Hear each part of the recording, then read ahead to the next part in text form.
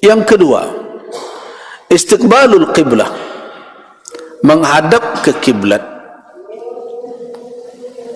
Yustahabbu lil insan idza arada an yad'uwa an yastaqbila al qiblata, dianjurkan atau disunnahkan atau disenangi dalam pandangan syariat kita, seorang manusia apabila menginginkan untuk berdoa atau ingin berdoa, an yastaqbila al qiblah, hendaklah dia menghadap ke arah kiblat.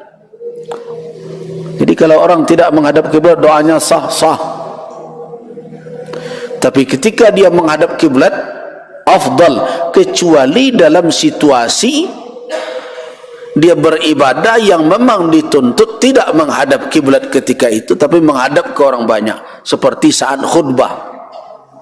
Jangan ini pula yang jadi dalil nanti kalau nan sedang khutbah pas berdoa membelakang loh ke jamaah.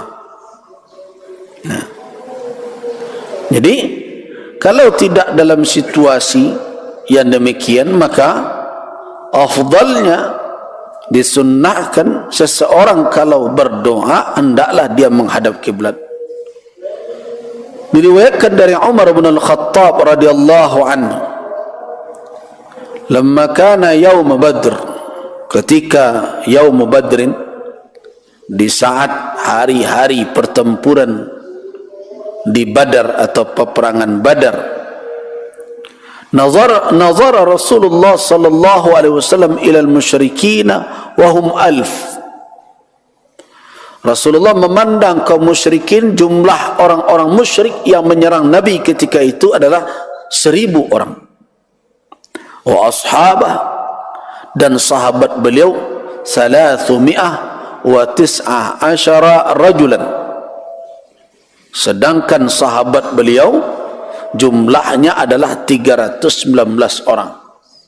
Sangat tidak berimbang. Musuh 1000. Beliau dengan para sahabat, beliau pandang sahabat beliau jumlahnya berapa? 319 orang saja. Nah, fastaqbala Nabiullah al-qiblata. Ketika itu Nabi sallallahu alaihi wasallam menghadap ke kiblat.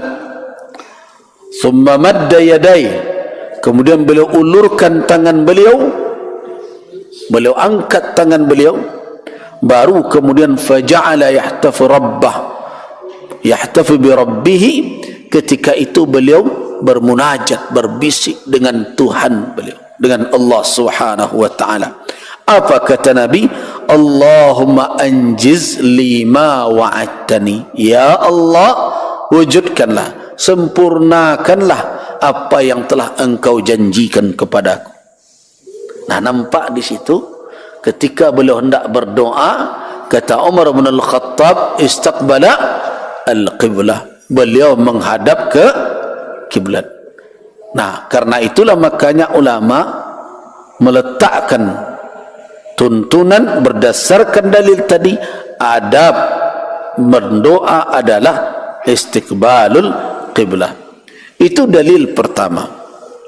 Dalil kedua adalah dari Abdullah bin Zaid radhiyallahu anhu qala, dari Abdullah bin Zaid radhiyallahu anhu, beliau berkata, kharaja an-nabi sallallahu alaihi wasallam ila al-musalla yastasqi fada'a wastasqa thumma istaqbala al-qiblah wa qallaba ridaahu.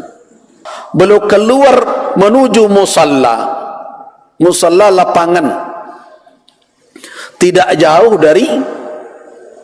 dari Masjid Nabawi. Sebelah kanan dari Masjid Nabawi kalau menghadap ke kiblat. Di dekat situ dahulu ada pasar namanya Suq Al-Manakha yang dibuat oleh Rasul untuk kaum muslimin berdagang. Musalla atau tempat salat itu dipakai oleh Nabi untuk salat Id. Nabi sallallahu alaihi wasallam tidak pernah melakukan salat Id di dalam masjid beliau kecuali kalau ada hari hujan.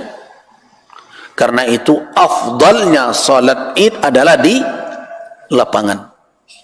Tapi bukan tidak sah kalau di masjid, tapi afdalnya adalah di lapangan, karena Rasulullah sallallahu alaihi wasallam melakukannya di lapangan.